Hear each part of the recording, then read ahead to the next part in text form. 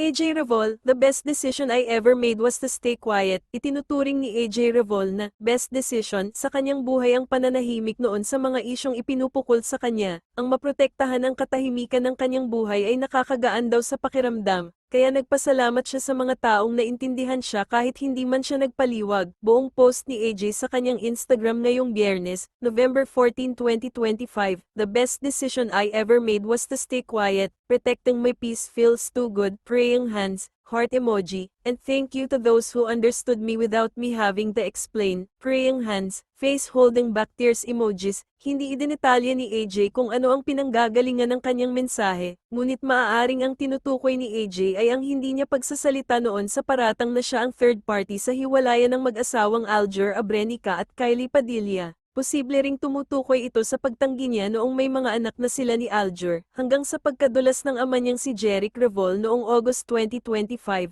at kinumpirmang may mga anak na sina AJ at Alger, nitong nakaraang November 12, 2025, sa live interview sa kanya ni Boy Abunda sa Fast Talk with Boy Abunda.